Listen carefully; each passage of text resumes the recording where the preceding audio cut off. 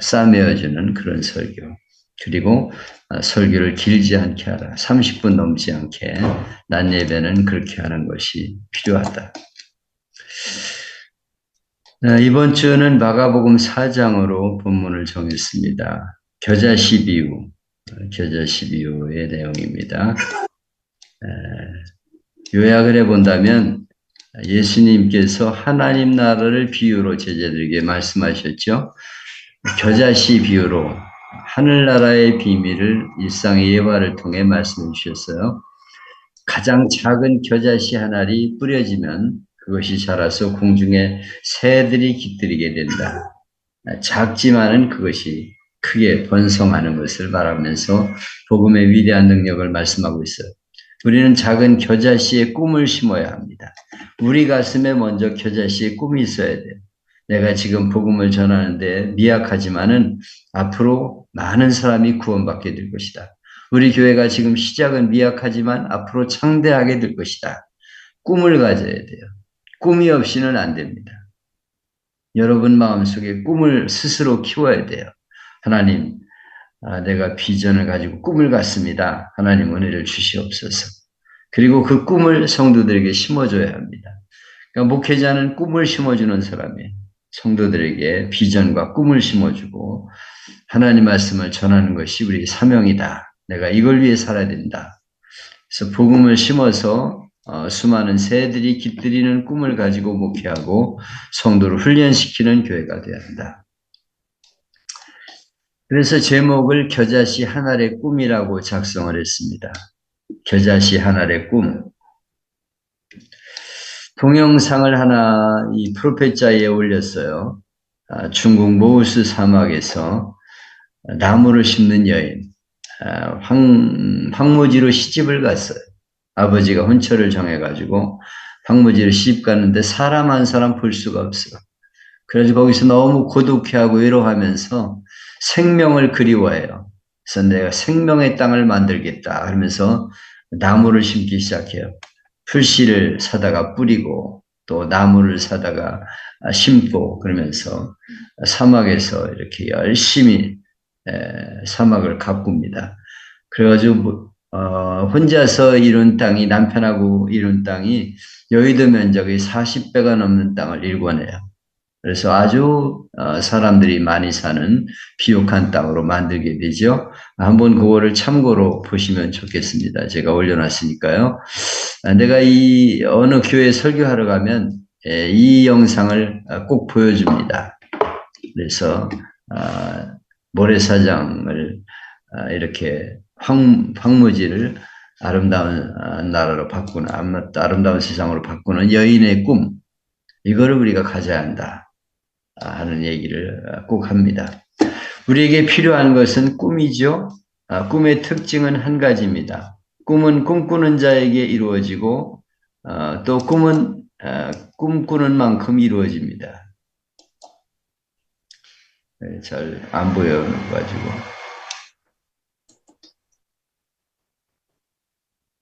왜 또 이렇게. 이게 왜 잘리지? 이게 아닌데.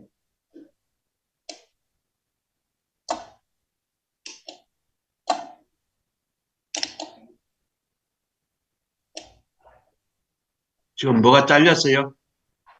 글씨가 잘 잘려가지고 안 보여서. 꿈꾸는 자에게 꿈이 이루어집니다. 좋은 꿈이든 나쁜 꿈이든 꿈을 꾸지 않은 자에게는 이루어지지 않아요. 이건 뭐 우리가 잠자면서 꾸는 꿈이 아니고 비전이죠. 꿈. 히브리서 11장에 보면 꿈꾸는 자들에 대해 말씀하고 있어요. 믿음은 바라는 것들의 실상이요 보이지 않는 것들의 증거니. 꿈은 무엇이냐면 바라는 것입니다. 내가 바라는 것이 이루어진다는 거예요. 바라는 것들의 실상이요 보이지 않는 것들의 증거다. 우리가 바라는 것들을 자꾸 된다고 생각해야 됩니다. 그리고 내가 말할 수 있어야 돼요. 바라는 것들의 실상이요 보이지 않는 것들의 증거니. 지금 내 앞에 보이는 건 없어도 앞으로 이렇게 된다라고 말하는 것이 바로 비전이고 꿈입니다. 그런 사람들에게 꿈이 이루어진다고 성경은 말씀하고 있어요. 바라는 것이 없이는 꿈이 이루어지지 않죠. 내가 바라는 것이 있을 때 그 꿈이 이루어지게 됩니다. 왜 자꾸 이렇게 조금 잘려가지고, 예, 됐어요. 지금 이 중국의 모우스 사막의 여인은 꿈을 꾸는 사람이었어요. 20년간 척박한 사막에 나무를 심어서 여의도 면적의 40배만한 숲을 만들었어요. 어떻게 그렇게 했을까요? 첫 번째는 마음에 꿈을 가지고 있었어요. 열정을 가지고 있었습니다. 모세처럼 내가 이렇게 하겠다는 열정이 그에게 있었어요. 두 번째는 습관을 가지고 그 일을 했습니다. 20년 동안 하루도 빼지지 않고 계속 나무를 심었다는 거예요. 계속해서 해야 됩니다. 뭐든지 조금 하다가 말면 안 돼요. 뭐든지 한번 작정했으면 끝까지 밀고 나가는 거예요. 나는 꾸준히 하는 사람을 좋아합니다. 내가 살아가는 삶의 표어가 성실인데 성실이라는 건 끝까지 하는 거예요. 끝까지. 한번 뭐 작정하면 끝까지. 운동도 그래요. 한번 작정하면 끝까지 하는 거예요. 그래서 나를 아는 사람들이 대단하다고 그래요. 우리 아내가 특히 그럽니다. 어떻게 그렇게 매일같이 똑같은 일을 반복하냐고. 저녁에 자기 전에 발부딪히기 하지. 아침에 일어나가지고 계속 한 1시간 정도 하지. 걷기 운동도 그렇고요. 모든 게 다 그래요. 뭐 하나 작정하면 끝까지 하는 게 있어요. 이런 마음이 열정입니다. 그리고 습관이에요, 습관. 내가 반드시 이 사막을 숲으로 만들어 놓겠다. 그리고 매일같이 심었어요. 자식이 죽었는데 자식을 모래 위에 속에 심으면서 그는 쉬지 않고 심었어요. 근데 심었는데 죽은 막대기를 심으면 어떻게 돼요? 살아있는 걸 심어야 돼요. 살아있는 거. 살아있는 것이 바로 하나님 말씀입니다. 성경 말씀을 읽을 때는 그 말씀이 가르치고자 하는 주제가 뭔가를 항상 마음에 두고 생각하며 읽어야 되죠. 이게 교리적인 것이냐, 윤리적인 것이냐, 내가 행할 것을 말하는 것을 말씀하는 것인지 주제를 정확히 파악해야 합니다. 제가 늘 주제 파악을 하라 이런 얘기를 하는데요. 그 주제를 중심으로 이해해야 본문에서 빗나가지 않죠. 여기 본문의 주제가 뭐겠어요? 겨자씨 비유의 주제는 천국입니다. 예수님은 지금 하나님 나라를 설교하고 있는 거예요. 하나님의 나라는 예수님이 이 땅에 오심과 함께 점점 확장되어 나가서 마침내 주님의 재림과 함께 완성되는 것을 말하고 있죠. 농사에 비하면 씨앗을 뿌리고 그것이 자라면서 거두어 들이는 것과 같습니다. 다시 강조하는 것은 하나님 나라는 말씀과 함께 임한다는 것입니다. 씨앗과 같이 생명체로 밖으로부터 임한다는 것입니다. 이 하나님의 나라가 말씀으로 임해서 그것이 점점 확장되어 나갑니다. 하나님의 나라는 하나님의 뜻이 씨앗처럼 작은 것으로 시작해서 점점 확장되어서 마침내 전 세계를 다스리게 된다. 겨자씨 비유를 생각하면서 상대적으로 재미있는 표현을 발견하는데 가장 작은 것이 큰 것으로 자란다는 것을 강조하고 있어요. 식물학상으로는 겨자씨보다 더 작은 편백이라는 씨앗이 있다고 합니다. 눈으로 보아서 아주 작은 씨앗이지만 2000년 전 예수님이 살던 당시에는 겨자씨가 가장 작은 씨앗이었어요. 그래서 그들은 가장 작은 것에 대해 말할 때는 겨자씨 같다 이렇게 말한 거죠.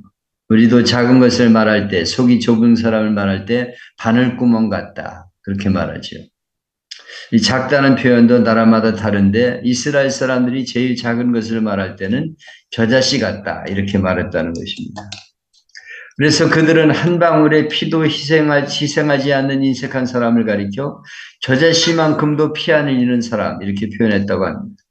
그리고 까다로운 종교의식, 옷걸음 매고 푸는 것을 포함해서 안식일에 대한 것만 해도 700가지나 되는 까다로운 상태를 가리켜 겨자씨같이 까다롭다 이렇게 말했다는 거예요. 그런데 이 겨자씨 나무가 얼만큼 자라냐 하면 본문에 자란 후에는 나물보다 커서 그랬어요. 나무가 아니고 나물이라고 했는데 아주 큰 채소를 말합니다. 그래서 이것이 풀처럼 자라면서 점점 숲으로 둥글게 퍼지면서 말 탄 사람이 지나가면 보이지 않을 정도로 자란다는 거예요. 그래서 이 겨자씨가 나중에 4m까지 자란다는 것입니다. 겨자씨 보셨죠? 겨자씨 이스라엘 성지순례 가면 꼭 이제 이렇게 코팅한 거 사가지고 오고 성도들에게 나눠주고 그러는데 아주 작은 깨알보다도 작은 그런 씨죠. 잘 보이지도 않아요. 이것이 4m까지 자랍니다. 우리 하늘교회에도 누가 겨자씨를 줘가지고 심었더니 이렇게 점점 자라더라고. 근데 한국에서는 그렇게 크게는 안 자라더라고. 근데 이 이스라엘 땅에서는 4m까지 자란다는 거예요. 그래서 점점 크게 자라서 새들이 깃들이게 된다. 작은 것에서 가장 크게 자라는 것을 지금 비유하고 있어요. 기독교는 어떤 것이냐? 가장 작게 시작해서 가장 큰 것이 되는 종교입니다. 복음 증거도 한 사람으로부터 시작이 되지만 온 가정, 온 마을, 온 민족, 전 세계에 복음이 퍼져가는 것이죠. 종교개혁이 그렇죠. 또 문명도 그렇고 생각하면 모든 것이 한 사람으로부터 작은 이로부터 시작되고 발전해 갑니다. 크고 작은 많은 교회들이 있지만 처음부터 웅장한 것은 아니죠. 제가 전도할 적에 어떤 교인이 복도에서 마주쳤어요. 제가 이렇게 그 비누를 2장씩 까만 봉지에 넣어가지고 전도하러 다니니까 그 사람이 그래요. 목사님이시죠? 아이고 고생이 많네요. 우리 교회는요. 대한민국에서 제일 큰 교회예요. 그러면서 아유 나를 아주 우습게 보더라고. 여기 어느 교회냐 하니까 순복음교회래. 조용기 목사 교회라고 그러면서 자기는 큰 교회를 나간다 이거예요. 그래서 내가 그랬어요. 조용기 목사님이 처음부터 큰 교회인 줄 아십니까? 전교회는 처음에는 불광동에서 고적대기에서 했다니까 교회 시작하기를. 근데 지금 이렇게 대교회를 이뤘다 그러면서 우리 교회 조그만 교회라고 깔보는 거예요. 여러분 작은 교회라고 낙심하지 마세요. 처음부터 큰 교회는 없습니다. 앞으로 여러분이 큰 교회가 될 것이라는 꿈을 가지세요. 뭐 너무 큰 교회 아니라도 괜찮아요. 앞으로 이 교회는 성장하게 된다. 겨자씨가 앞으로 자라서 숲을 이루게 될 것이고 많은 새들이 깃들인다. 이런 꿈을 여러분이 마음속에서 계속 되뇌어야 합니다. 겨자씨를 자꾸 생각하세요. 한국교회의 놀라운 발전상은 세계 기독교사의 불가사의라고 말하죠. 참으로 미미했어요. 복음의 역사는 미미하게 시작하지만 상상할 수 없는 역사를 이뤄갑니다. 복음의 역사는 요란하게 떠드는 게 아니에요. 구원의 역사가 그렇고 선교 역사가 그렇습니다. 작은 베들레헴 마을에 시작해서 갈릴리에서 예루살렘에서 골고다에서 죽으신 예수, 그분이 바로 겨자씨예요. 인류 역사의 현장에서 본다면 이 사건은 하나의 미미한 겨자씨와 같아요. 생각하면 신통치 못한 12 제자를 놓고 이야기하는 것도 한심한 일입니다. 그 중에 가룟 유다가 있고 성미 급한 베드로도 있고 인간적으로 12 제자를 분석하면 하나도 시원치 않다는 거예요. 12 제자를 분석한 어느 책 글을 보면 재미있는데요. 그 중에 제일 똑똑한 게 가룟 유다예요. 다 아주 바보 같은 인생들이에요. 근데 하나님이 그들을 불러가지고 세계 역사를 바꾸는 일을 하셨어요.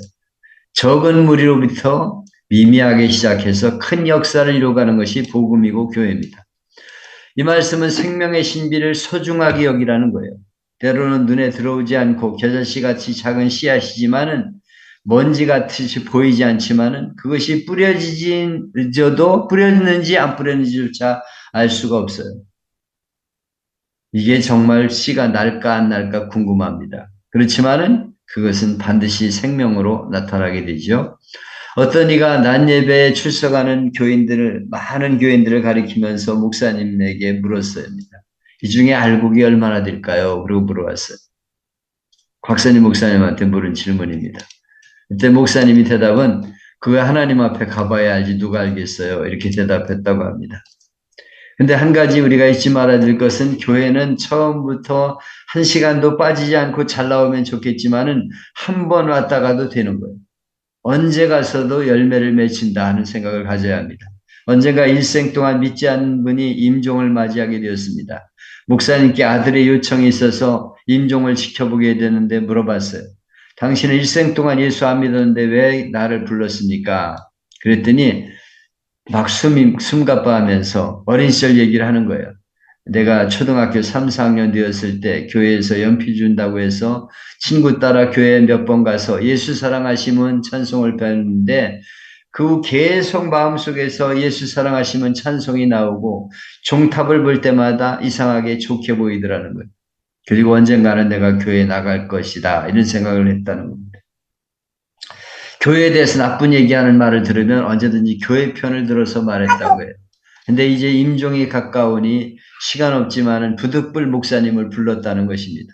그래서 그에게 세례를 베풀고 임종을 시켜보았습니다.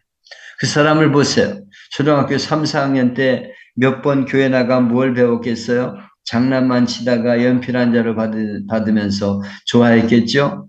근데 예수 사랑하시면 이 찬송이 마음속에 겨자씨 같이 들어가서 60년 동안 따라다닌 거예요. 그리고 마침내 임종의 순간에 예수 사랑하시면 찬송을 부르면서 하늘나라로 간 것입니다. 이것이 바로 겨자씨예요. 그래서 한 번이라도 좋으니 교회에 꼭 왔다 가게 해야 합니다. 일단 겨자씨만 들어가면 되는 거예요. 씨만 뿌려지면 역사가 이루어집니다. 여러분 한 번이라도 교회 나오게 만들어야 돼요. 한 번이라도 데리고 나오게 해야 됩니다. 여러분 교인들에게 한 번이라도 데리고 나오세요. 이렇게 강조하셔야 돼요. 그 한 번이 중요한 거예요. 미국의 링컨 대통령을 보아도 그는 학교 교육은 제대로 받지 못했습니다. 1년도 못 받았다고 하죠. 인간적으로 보면은 불행한 처지였습니다. 통나무 집에서 살아야 됐고 게다가 8살 때는 어머니까지 돌아가셨어요. 근데 고맙게도 계모가 좋은 사람이라서 링컨에게 성경을 가르쳐 주었어요. 링컨은 이 계모의 노력 때문에 성경과 섹스피어를 읽었을 뿐 아니라 다른 책을 계통적으로 읽은 것이 이 섹스피어를 읽었을 뿐 다른 책은 계통적으로 읽은 것이 별로 없어요. 링컨의 불행은 14살 때 또 계모가 돌아가심으로 고생을 했어요. 근데 놀랍게도 그는 대통령이 되었고 역대 미국 대통령 중에 가장 훌륭한 대통령, 세계적으로 존경받는 인물이 되었어요. 그 대통령 취임식 때 조그만 포켓 성경을 들어보이면서 내가 오늘 대통령이 된 것은 이 성경 때문이고 어머니가 내게 물려준 것이라고 말했어요. 어려운 환경 속에서 14살까지 성경 배웠으면 얼마나 배웠겠어요. 어떻게 생각하면 유치할 정도죠. 근데 겨자씨가 아브라함을 대통령 되게 하고 미국 역사에 오점을 남긴 노예제도를 폐지하고 노예 해방의 찬란한 업적을 남긴 것입니다. 참으로 역사의 새로운 장을 열게 한 것이죠. 이것이 바로 겨자씨입니다. 그러므로 눈에 보이지 않는다고 희미하게 볼 것이 아닙니다. 당장 알아듣지 못해도 말씀 전하고 읽어주며 가르쳐줘야 돼요. 부지런히 전하면서 생명 중심의 가치관을 세워야 합니다. 금덩어리만 좋아할 것이 아닙니다. 생명이 중요한 거예요. 생명, 복음의 힘과 신비로움을 볼 줄 알아야 됩니다. 된다 안 된다 말할 것이 아닙니다. 하나님 말씀에는 능력이 있어요. 이것을 우리가 항상 믿고 간증해야 합니다. 나가 환상을 볼 줄 알아야 됩니다. 작은 것에서 큰 것을 보는 환상. 시인의 말 속에 씨앗을 손에 들고 새 소리를 들을 줄 알아야 된다 하는 말이 있어요. 멋있는 얘기죠? 심어놓으면 싹이 나고 그것이 자라면서 새들이 깃들게 된다. 이런 환상을 보아야 한다는 것입니다. 작은 씨앗 하나를 들고 새 소리를 듣는 믿음, 그것이 바로 주님의 말씀입니다. 우리가 전한 복음에 아무 반응이 없는 것 같지만은 조금 두고 보면 언젠가는 역사를 바꾸는 일이 생깁니다. 예수님이 3년 동안 돌아다니며 뿌린 씨앗이 무엇이었습니까? 바로 겨자씨예요. 보이는 것이 없었고 아무것도 되는 것이 없었어요. 예수님이 그냥 제자 몇 명 데리고 돌아다니면서 말씀 전하다 십자가에 죽은 것 같아요. 그러나 그것을 통해 세계 역사가 바꾸어집니다. 크나큰 생명의 역사, 우주적인 생명의 역사가 이루어지게 되는 것입니다. 우리에게는 진정으로 겨자씨에서 숲을 보고 새로운 소리를 들으시는 주님의 그 환상, 그 믿음과 안목이 우리에게 필요한 것입니다. 한 가지 더 생각할 것은 성장이 없는 것은 죽은 것이다 하는 것입니다. 내 안에 복음의 역사는 계속 성장되어야 하고 교회 동안 성장해 나가야 합니다. 성장을 멈출 수 없어요. 하나님 나라는 계속 확장되어야 합니다. 어느 교회든 문제가 생길 때는 일을 하지 않을 때예요. 열심히 일하고 계속 성장하면 교회는 조용해집니다. 원인이 거기에 있어요. 인격이나 지식도 마찬가지지만 우리의 영적인 생명, 내 안에 있는 복음의 생명의 역사가 계속 성장할 때 교회가 부흥이 되고 교회가 은혜로 넘치게 되는 것입니다. 다시 한번 잊지 말 것은 복음의 위대한 능력을 항상 새롭게 간증해야 된다는 것입니다. 심령 속에 뿌려질 때 미미한 것 같지만 큰 역사가 나타난다는 것을 믿어야 합니다. 자기의 변화는 물론 가정이 변화되고 사회가 변화되고 거기에 위대한 역사가 나타나는 것을 우리가 믿어야 합니다. 우리나라 야세에 이런 이야기 있습니다. 지혜롭다고 소문한 아이를 놓고 어른들이 놀리느라고 동네에 있는 큰 바위를 가리키면서 너희 바위에 굴릴 수 있냐 그랬어요. 그랬더니 이 아이가 쉽게 할 수 있어요 그래요. 그래서 어른들이 야 이놈 겁이 없구나 그러면서 내기하자 그랬어요. 엄청난 내기를 걸어놓고 이 아이에게 내기를 시작했습니다. 이 아이는 바위 밑을 파고 마른 콩을 집어넣고 자꾸 거기다 물을 주었습니다. 그랬더니 물 먹은 콩이 싹을 내며 부풀어 오릅니다. 이렇게 부풀어 오르면서 땅이 계속 밀리니까 바위가 굴러내렸다는 거예요. 그래서 그것을 보고 어른들이 이 아이 참 앞으로 훌륭하다, 훌륭하게 될 거다 이렇게 높였다는 이야기가 있어요. 생명의 힘은 위대합니다. 작은 씨앗이 바위를 뚫고 나온다니까요. 이 생명의 힘은 굉장한 겁니다. 우리는 작은 씨로, 겨자씨로부터 시작해서 이루어지는 놀라운 능력을 믿어야 돼요. 복음의 능력으로 새로워지는 우주적인 환상을 봐야 합니다. 그래서 복음의 생명, 위대한 능력을 새롭게 고백하면서 그 능력 안에서 교회가 성장해 가야 합니다. 마가복음 4장 2절에 여러 가지 비유로 가르치시니 가르치신 것 중에 그들에게 이르시되 예수님 비유로 가르쳤다고 말씀하고 있어요. 비유는 뭐예요? 어떤 일을 표현하기 위해서 비슷한 걸 예로 드는 것입니다. 예수님의 비유가 그래요. 깊고 오묘한 진리를 표현하기 위해서 일상적으로 접하는 일들을 예로 들으셨어요. 다시 말하면 예화의 천재예요, 예수님은. 구약 성경에도 비유가 나오지요. 예를 들면 다윗이 우리아의 아내 밧세바를 범했을 때 나단 선지자가 찾아와서 말합니다. 한 성읍에 부자와 가난한 자가 있었습니다.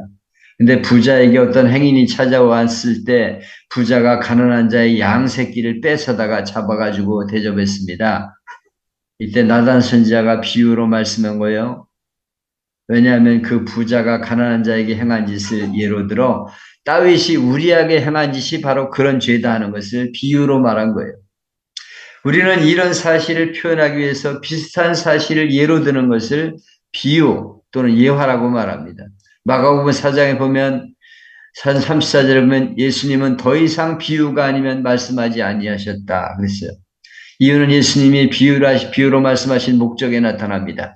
이 비유는 이중 목적을 가지고 있는데 긍정적으로는 믿는 자들에게 영적 진리를 분명하게 깨닫게 하기 위해서 비유를 말씀한 것. 부정적으로는 믿지 않은 사람에게는 영적 진리를 감추도록 하는 것입니다. 마가복음 4장 11절에 이르시되 하나님 나라의 비밀을 너희에게는 주었으나 의인들에게는 모든 것을 비유로 하나니 이는 그들로 보기는 보아도 알지 못하며 듣기는 들어도 알지 못하게 하여 돌이켜 죄의 사함을 얻지 못하게 하려 함이라 하시고 예수님은 일상의 예를 들어서 영적인 진리를 가르쳐 주셨어요. 예수님의 제자들에게는 천국의 비밀을 가르쳐 주셨습니다. 비유로 가르쳐 주면서 그것을 해석해 주셨어요. 이건 이런 뜻이다 이렇게 가르쳐 주셨습니다. 그때 아하 그러고 저들이 감탄을 했죠. 근데 예수님을 믿지 않은 사람들은 그런 비유를 말씀해도 무슨 말인지 몰라요. 깊은 영적인 진리를 깨닫지 못합니다. 왜냐하면 설명을 안 해주기 때문에. 여기 보면 그들에게 이르시되 귀 있는 자는 들으라 하시니라. 비유의 목적이 이중적인 것처럼 결과도 이중적입니다. 예수님 비유로 말씀하실 때 들을 귀 있는 자가 있었어요. 반대로 들을 귀 없는 자도 있었습니다. 들을 귀 있는 자는 예수님의 비유를 통해 영적 진리를 깨닫습니다. 그러나 들을 귀 없는 자는 비유를 깨닫지 못해요. 영적 진리를 깨닫지 못합니다. 그런 사람은 예수님 비유를 하나의 단순한 이야기로 그냥 듣는 거예요. 그렇지만 들을 귀 있는 자는 하나님의 뜻대로 행하는 자입니다. 하나님의 뜻대로 그렇구나 그러고 하나님의 예수님을 믿고 하나님 말씀을 행하는 자는 깨닫게 된다는 거예요. 그렇구나 깨닫게 된다는 것입니다. 그래서 예수님은 그 비유를 통해 하늘나라의 비밀을 알려주셨어요. 들을 귀 없는 자는 하나님 나라를 배척하는 사람이에요. 하나님 말씀을 배척하는 사람입니다. 그들은 하나님 비밀이 감추어져서 알지 못해요. 깨닫지 못합니다. 우리는 겨자씨 비유를 통해 주님이 말씀하시는 교훈을 찾아야 되는데 무엇을 교훈합니까? 작은 것의 위력을 말하고 있어요. 조그만 겨자씨 하나이 땅에 떨어져 싹이 나고 커다란 나무로 자라 수많은 새들을 깃들이게 하는 것처럼 비록 작은 것이지만은 그 작은 것이 중요하다는 것입니다. 우리는 흔히 너 한 사람이 뭐 한다고 그래 이러면서 하나를 무시합니다. 또 조그만 거 하나 가지고 뭐 할 수 있을까 이렇게 생각하는 경우가 있어요. 오래전 일본 규슈 지방에서 탄광이 폭발해서 사람이 400명이나 죽었어요. 근데 이 사고는 못한 게 때문에 발생했습니다. 탄광에 석탄을 실어 나르는 차들을 연결하는 쇠사슬의 작은 못 하나가 빠지면서 끔찍한 사고가 일어났습니다. 수년 전 우리나라에서 있었던 일입니다. 부산에서 제주도 가는 새 여객선이 출항한 지 얼마 안 돼 암초에 부딪혀 침몰했습니다. 사람들은 도저히 침몰할 이유를 발견하지 못했어요. 그 배는 구입한 지 얼마 되지 않은 신형 배였을 뿐 아니라 배의 선장은 오랜 경력을 가진 베테랑이었기 때문입니다. 나중에 자세히 조사해 보니까 배에 길을 인도하는 나침반 안에 작은 쇠조각이 들어가서 배의 방향을 흐트러 놨기 때문에 배가 좌초되었다는 사실을 알게 되었어요. 그 작은 쇠조각 하나가 엄청난 사고를 일으킨 것입니다. 따라서 우리는 작다고 우습게 봐서는 안 됩니다. 지극히 작은 것 하나지만은 커다란 영향을 미칠 수 있습니다. 작은 한 사람 미치는 영향이 엄청나다는 것을 알아야 됩니다. 한국 선교 초기 언더우드 선교사 그의 기도문을 보면 한 사람의 꿈이 얼마나 큰 역사를 일으킨지 알 수 있죠. 그가 쓴 글에 보면 되지 않은 조선의 마음이라는 글이 있습니다. 주여, 지금은 아무것도 보이지 않습니다. 주님, 메마르고 가난한 땅, 나무 한 그루 시원하게 자라오르지 못하는 땅에 저희들은 옮겨와 앉았습니다. 그 넓고 넓은 태평양을 어떻게 건너왔는지 그 사실이 기적입니다. 주께서 꼭 붙잡아 뚝 떨어뜨려 놓으신 듯한 이곳, 지금은 아무것도 보이지 않습니다. 보이는 것은 고집스럽게 얼룩진 어둠뿐입니다. 어둠과 가난과 인습에 묶여있는 조선 사람들 뿐입니다. 그들은 왜 묶여있는지 고통도 모르고 살아갑니다. 고통을 고통인 줄 모르는 자에게 고통을 벗겨주겠다고 하면 의심하고 화부터 냅니다. 조선 사람들의 속셈이 보이지 않습니다. 조선의 마음이 보이지 않습니다. 그리고 저희가 해야 될 일이 보이지 않습니다. 그러나 주님 순종하겠습니다. 겸손하게 순종할 때 주님께서 일을 시작하시고 그 하시는 일을 우리 영적인 눈이 볼 수 있는 날이 올 줄 믿습니다. 그들은 정말 이 땅이 황무지가 같은 땅일 때 이 땅에 와 복음의 씨를 뿌렸어요. 믿음은 바라는 것들의 실상이요 보지 못하는 것들의 증거니 조선의 믿음 앞날을 보이지 않아. 앞날이 보이지 않습니다. 우리가 지금은 황무지 위에 맨손으로 서 있는 것 같이 싸우나 지금 우리는 서양 귀신 양귀자라고 손가락질 받고 있사오나 저들이 우리의 영혼과 하나인 것을 깨닫고 하늘나라의 한 백성 한 자녀임을 알고 눈물로 기뻐할 날이 있음을 믿나이다.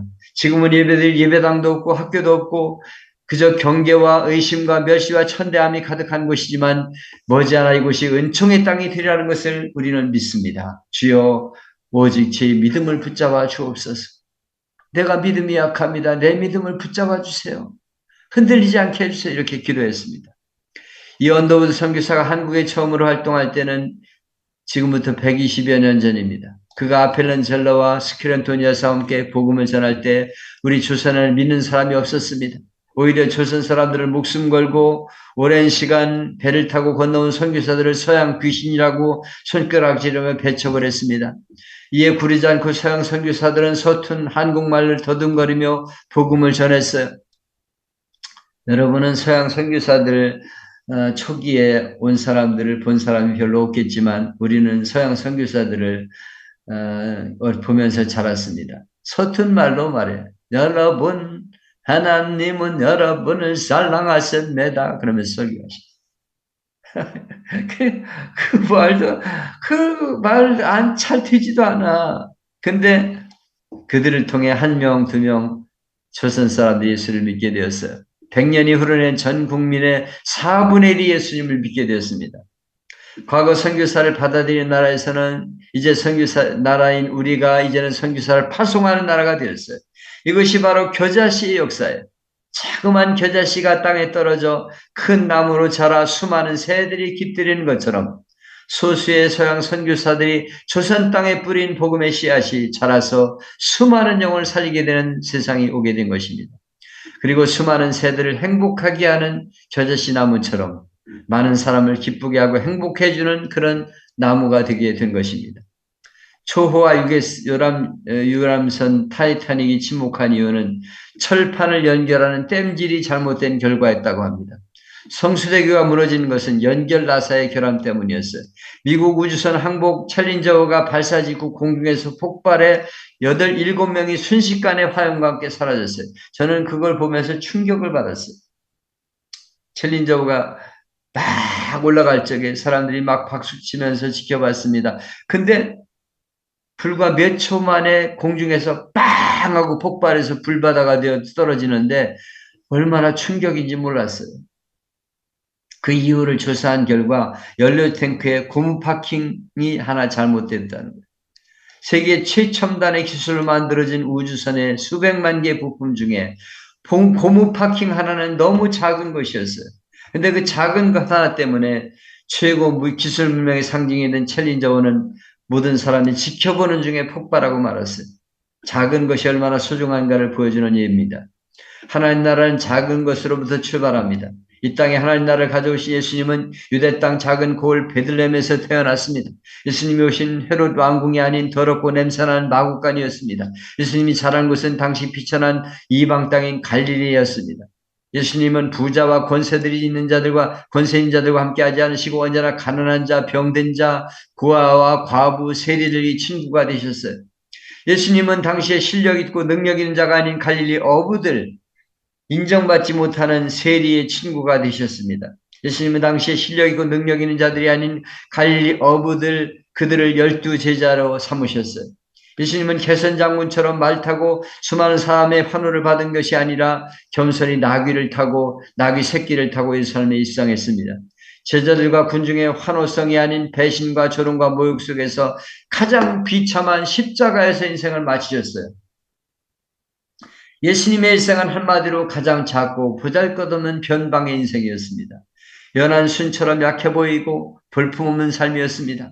눈에 보이지 않는 작은 겨자씨처럼 주목받지 못한 삶이었습니다. 그러나 부활하신 예수님은 제자들에게 하나님 나라를 선포하셨습니다. 그 결과 예수님의 제자들과 오순절 마가의 다락방의 성령 역사를 통해 예루살렘과 온유다 사마리아와 소마시아와 유럽과 전 세계로 복음이 확장되어 우리가 복음을 믿게 된 것입니다. 마가복음 4장에 또 가라사 하나님 나라는 사람이 씨를 땅에 뿌린 것 같으니 저가 밤낮 자고 깨고 하는 중에 씨가 자라 어떻게 된 것을 알지 못하느니라. 땅이 스스로 열매를 맺되 처음에는 싹이요 이삭이요 나중에는 곡식이라. 열매가 익으면 곡식이 낯을 대나니 이는 추수 때가 이르렀습니다.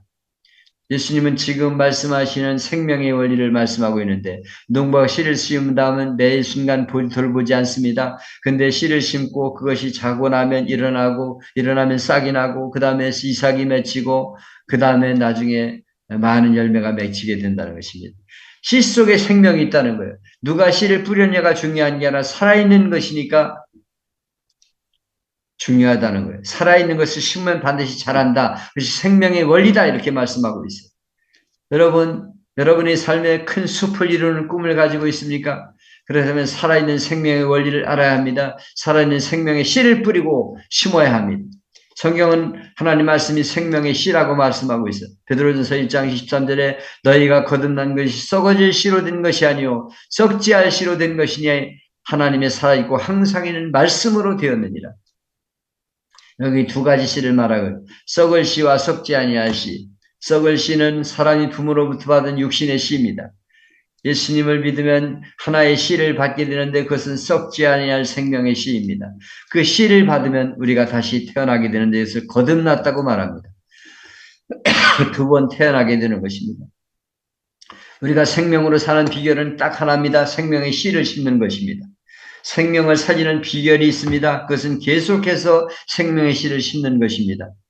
이중평 목사님의 뒤를 이어 한신교회를 담임하다가 선교사로 떠난 이윤정 목사님이 목회자 세미나를 할 때 어느 목사님과 대화를 나눴어요. 개척한 지 10여 년 되는데 교회가 잘하지 않는다는 거예요. 그래서 목사님 얘기를 들어보니까 이 교회가 하는 일이 없어. 영혼을 거둬들이는 전도도 안 하고 신자를 말씀을 약속하는 제자 훈련도 안 하고 사람을 영적 지도자 세우는 훈련이 거의 없습니다. 그냥 기다리는 거예요. 누가 와서 교회에 등록하기를 바라고.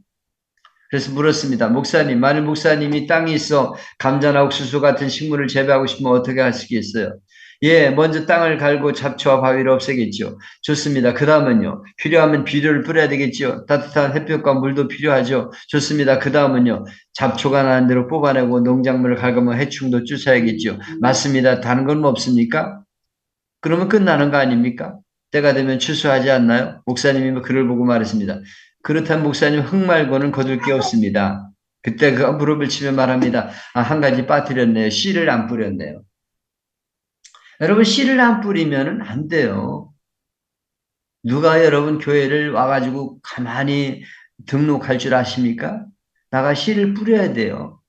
뿌려야 거기서 생명의 열매가 맺히게 되는 것입니다. 기도만 한다고 되는 줄 아세요? 주여 믿습니다. 뭘 믿다는 거예요? 부흥할 줄 믿습니다. 많이 보내주시옵소서. 헛소리 하지 마요. 나가서 씨를 뿌려야 거두는 거예요. 뿌린 만큼 거두는 거예요. 가장 중요한 게 뭐예요? 씨를 뿌리는 거예요. 큰 나무를 기다리기 전에 여의도 40배만한 꿈을 숲을 이루기 전에 풍성한 수확을 거두기 전에 우리가 먼저 해야 할 것이 씨를 뿌리는 거예요. 여러분 예수님 비유 중에 가장 첫 번째 비유가 씨 뿌리는 비유예요. 마태복음 13장에 나오는 7개의 비유 중에 첫 번째가 씨 뿌리는 비유입니다. 예수님이 갈릴리 바닷가에 앉으셔 비옥한 게네사렛 수가 펼쳐졌습니다. 지금은 옥토가 되었죠. 땅이 붉고 검습니다. 지금은 기부초가 되었어요. 예수님은 씨 뿌리는 자의 비유를 마가복음 4장에서 들으라로 시작해서 13장에 마태복음 13장에 귀 있는 자는 들으라 이렇게 말씀하셨어요. 모든 비유의 시작이 씨 뿌리는 자의 비유입니다. 이 씨 뿌리는 비유를 말씀하신 후에 겨자씨 비유를 말씀하셨어요. 심었기 때문에 겨자씨가 자란다는 것입니다. 누룩의 비유가 나옵니다. 심으면 누룩이 번집니다. 밀과 가라지 비유가 나옵니다. 심어줘도 가라지는 있어요. 그러나 가라지 때문에 걱정할 필요 없습니다. 때가 되면 밀과 가라지는 나누게 될 거예요. 아이고 전도해봐야 소용없어.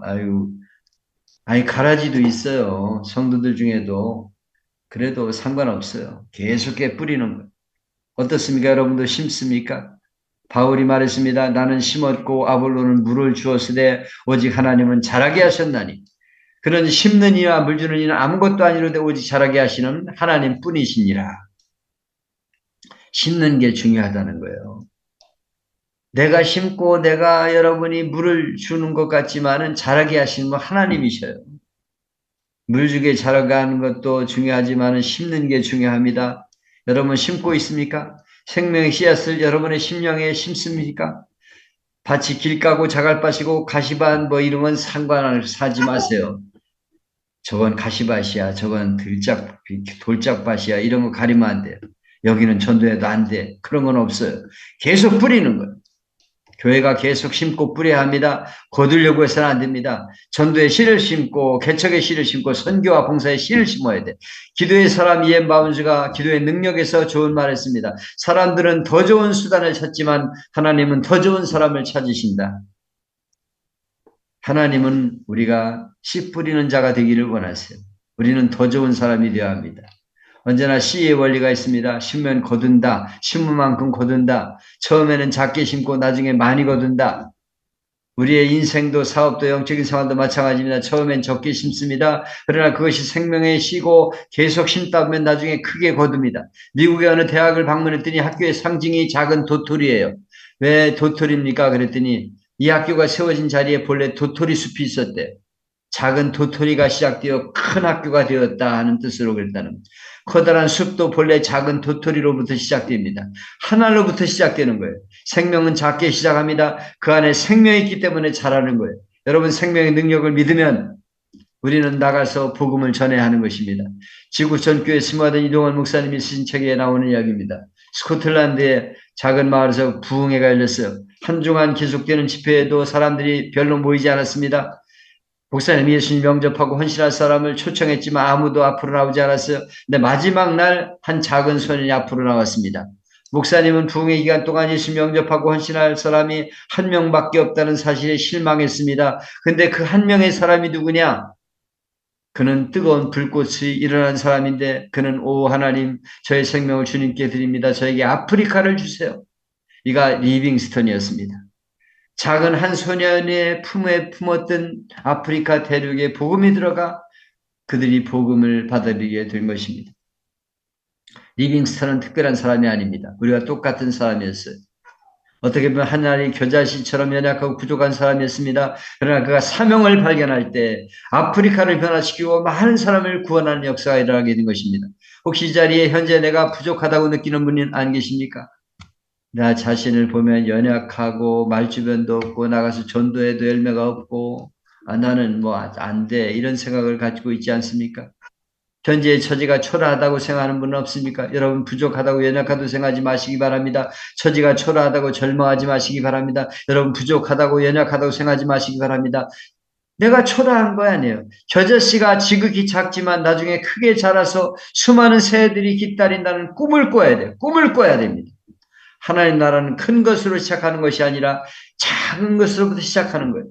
현재 우리가 겨자씨처럼 연약한 모습일지라도 뿌리면 거기서 수많은 영혼이 구원받게 될 것을 믿어야 합니다.